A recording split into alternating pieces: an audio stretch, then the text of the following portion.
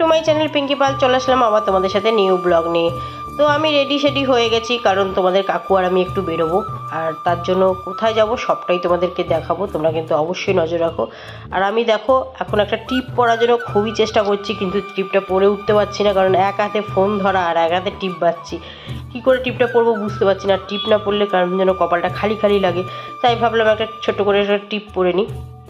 তো দেখো কেমন লাগছে, যদিও লাল রঙের মানে খয়েরি টাইপের টিপটা। তো চলো এখন বেরোনো যাক। তোমাদের কাকু বেরিয়ে পড়েছে, আমাকে এখন বেরোতে হবে।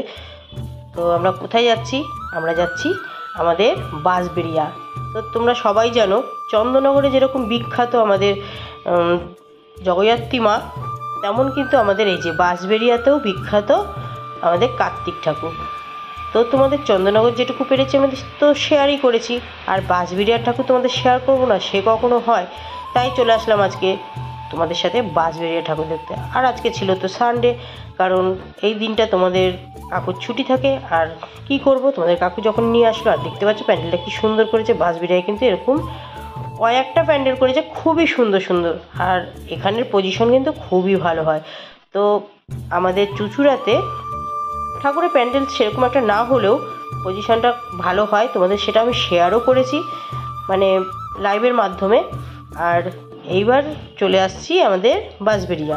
তো বাঁশবেড়িয়াতে মোটামুটি যতটা পারবো আমি ততটাই তোমাদের কাছে শেয়ার করবো, কিন্তু যতটা পারবো বলতে কি অনেকটাই, যেটুকু তোমাদের আমি এই ভিডিওতে শেষ করতে পারছি না।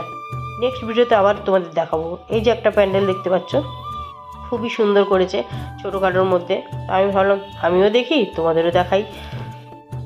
তো যেটা আমি বলতে যাচ্ছিলাম, যে আমাদের এখানে দুর্গাপুজো থেকে শুরু, বাঙালির পর্ব বোঝো না, দুর্গাপুজো থেকে শুরু হয় একবারে সরস্বতী পুজো অবধি টানা। তো ঠাকুর বিসর্জন তুতলিয়ে যাচ্ছি আমি। ঠাকুর বিসর্জন তোমাদেরকে আমি শেয়ার করছি বা করব। তারপরেও টুকিটাকি বাঙালির উৎসব তো লেগেই থাকে। আজ এর বার্থডে, কাল ওর জন্মদিন, কাল ওর বিবাহবার্ষিক, কাল ওর বিয়ে, এরকমভাবেই বাঙালির পর্ব লেগেই থাকে। তো তারই মধ্যে কিন্তু এই বছরের এটা হচ্ছে শেষ। তো কার্তিক পুজো হিসাবে শেষ। তারপরে কিন্তু আছে আমাদের এরপরে 31, তাই তো? এরও একটা বড় সড়ো করে আমরা একটা জাঁকজমক করি। যাই হোক, সবাই একটা আনন্দ, এই বছর শেষ হওয়ার দিনটা যেন সবারই আনন্দ হয়। তারপরে কিন্তু সরস্বতী পুজো, সেও তোমাদের ভাসানটা আমি শেয়ার করব। আমাদের সেই সরস্বতী পুজোর ভাসানটা মগরাতে বড় করে হয়। তো তোমরা সবাই জানো সরস্বতী পুজো বিখ্যাত হচ্ছে মগরা। তো যেরকম আমাদের চন্দননগর বাঁশবেড়িয়া, সেরকম একটা মগরাও। আর চুঁচুড়ায় কিন্তু আমাদের দুর্গা ঠাকুর ভাসান হয়। প্রতিটা ঠাকুরই কিন্তু আমরা বছরের এই দিনগুলোতে খুব আনন্দ করি সবাই মিলেই, মানে প্রত্যেকটা মানুষই। এই যে জগদ্ধাত্রী পুজোর ভাসান গেল, কত ভিড় দেখো, তাও কিন্তু মানুষ ঠাকুর দেখা বন্ধ করেছে বা ঠাকুর পুজো বন্ধ করেছে না, তবুও কিন্তু তারপরে আমাদের কার্তিক পুজো যেরকমভাবে হয় ঠিক সেরকমভাবেই বড় সড়ো করে, এবার তো আরও ভালো করে হয়েছে, কারণ আমাদের জগদ্ধাত্রী পুজোটা অনেকটাই এগিয়ে গেছে। কার্তিক পুজোটা একটু দেরিতে পড়েছে, তাই জন্য যেমন প্যান্ডেলগুলো সুন্দর করেছে, তেমন কিন্তু দেখতে পাচ্ছ কি সুন্দর করেছে। তো যাই হোক, যেমন প্যান্ডেলগুলো সুন্দর করেছে, তেমন কিন্তু মানে ঠাকুর ভাসানের লাইটিংগুলোও সুন্দর হয়েছে। তো বাঁশবেড়িয়ার লাইটিং তো এখনও আমি দেখিনি, যাই হোক ঠাকুরগুলো দেখাচ্ছি তোমাদের সাথে। আর প্যান্ডেল কিন্তু ভীষণ ভালো করেছে। এই প্যান্ডেলটা দেখো, নানান রকমের কালার হচ্ছে, কি সুন্দর যে লাগছে। আমি তাই দাঁড়িয়ে তোমাদের সাথে শেয়ার করলাম কত রকম কালার করেছে এই রাজবাড়িটা। এটাও কিন্তু ভীষণ ভালো হয়েছে প্যান্ডেলটা। তো আমি ভাবলাম সবটাই তোমাদের সাথে যেটুকু পারি শেয়ার করি, কিন্তু ভিডিওটা অনেকটা বড় হয়ে গেছে, তাই জন্য আমি এই ভিডিওটা সবটা তোমাদের দিতে পারলাম না। নেক্সট ভিডিওতে আবার দেবো, সেটা অবশ্যই তোমাদের দেবো, কারণ আমাদের বাঁশবেড়িয়ার ঠাকুরগুলো তো তোমাদের দেখাতে হবে। আর তোমরা ভাবছো যে এই বছরই গেছি তাই দেখাচ্ছি না, আমি কিন্তু প্রত্যেক বছরই তোমাদের দেখাই, প্রত্যেক বছরই শেয়ার করি।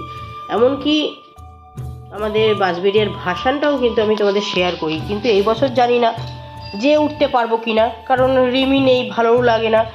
আর এটা যেহেতু আমাদের বাড়ির সামনে কালকের ভাসানটা ছিল, তাই আমি তোমাদের কাকু আমাকে নিয়ে গেছিলাম। আর কাকু না নিয়ে গেলেও আমি আমার মা দিদির সাথে অবশ্যই যাই, আর সেটাও তোমাদের সাথে প্রতিটা বছর শেয়ার করেছি। আর এই বছর যেহেতু দেখো আমাদের বাড়ি থেকে বাঁশবেড়িয়াটা অনেকটাই দূর, যেতে চলে যাব আমরা, ঠিক গাড়ি ঘোড়া পাবো চলে যাব, কিন্তু আসার টাইমটা না এত অসুবিধা হয়, রাত্রির 1:30-2 বেজে যায়। তো আমরা যদিও এর বেশি থাকি না, 1:30-2 মানে তখন গাড়ি কিন্তু পাওয়া যায় না, তাই জন্য খুবই অসুবিধা হয়। আর যদি স্কুটি বাইক এসব থাকে তাহলে কিন্তু মজা করে যাওয়াও যায়, ঠাকুর দেখে আসাও যায়।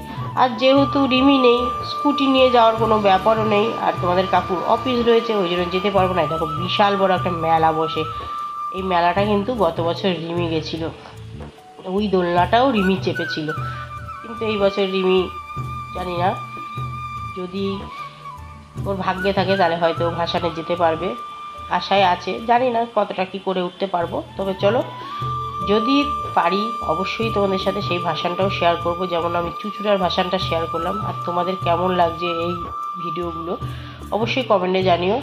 এটা হচ্ছে আমাদের বাঁশবেড়িয়া, আমি যতটুকুনি পেরেছি ঘুরে ঘুরে, তোমাদের কাকু দাঁড়িয়ে মানে তোমাদের কাকু অনেকটা দূরে দাঁড়িয়েছে, আমি ঠাকুরগুলো একা একাই রেখে এসেছি। আর দেখো একা ভিডিও তো তেমন নেওয়া যায় না, কাকুর সাথে আমরা হয়তো সেরকম একটা ভিডিও নিতেও পারিনি, যতটুকুনি পেরেছি। এই যে এই প্যান্ডেলটা দেখেছো, আমাদের চন্দননগরেও করেছে, বিশাল বড় একটা নৌকা, এই নৌকাটা এত সুন্দর, নৌকার মধ্যেই ঠাকুরটা, ভীষণ ভালো লেগেছে আমার। আমি চন্দননগরও করেছে শুনেছি, কিন্তু আমি দেখে উঠতে পারিনি, কারণ চন্দননগরে এতটাই ভিড় ছিল, আমি ঠাকুর দেখতেই যেতে পারিনি। তোমাদের কাকু একটা দিন নিয়ে গেছিলো, সেই দিনটা হেঁটে হেঁটেই যেন আমার মানে পা এত ব্যথা। এই যে নৌকাটা দেখো, লোকটা চালাচ্ছে, ওই দেখো লোকটা বসে আছে, লোকটা এই যে বড় নৌকাটা লোকটাকে বসিয়ে রেখেছে শুধু দোলানোর জন্য, মানে উনি চালাচ্ছে বোঝাচ্ছে। যাই হোক, ঠাকুরটাও প্যান্ডেলটাও সুন্দর হয়েছে, আর ঠাকুরটাও সুন্দর হয়েছে। আর এরকমভাবেই আমরা প্রত্যেকটা বছর প্রত্যেকটা পুজো নিয়ে আনন্দ করে থাকি, প্রতিটা বছরই তোমাদের শেয়ার করি, এই বছরও তোমাদেরকে শেয়ার করছি। তো কেমন লাগছে তোমাদের বলো আমাদের বাঁশবেড়িয়ার ঠাকুর। বাঁশবেড়িয়াতে এই যে কার্তিক ঠাকুর কিন্তু অনেক রকম রূপে দেয়, শুধু যে কার্তিক ঠাকুরের রূপে রয়েছে তা নয়, কিন্তু এখানে মহাদেবের রূপ রয়েছে, দুর্গার রূপ রয়েছে, তারপরে আরও আমি যতটা পেরেছি তোমাদের শেয়ার করেছি। ওই প্যান্ডেলটাও কত সুন্দর করেছে, আমার তো ভীষণ ভালো লাগছিল, আমি ঘুরে ঘুরে, আর ফাঁকা ছিল জানো তো। এই দেখো এটা হচ্ছে হনুমানজি মনে হচ্ছে, হ্যাঁ সরি। তো এক একটা প্যান্ডেলের সামনে না বিশাল বড় বড় মেলা বসেছে, মেলাটা যদি ঘুরতাম, সেটা রিমি থাকলে হয়তো ঘুরতাম, কিন্তু একা একা মেলায় ঘোরা যায় না, ভালোও লাগে না। চলো নেক্সট ভিডিওতে আবার দেখাচ্ছি, ততক্ষণের জন্য আজকের মতন টাটা।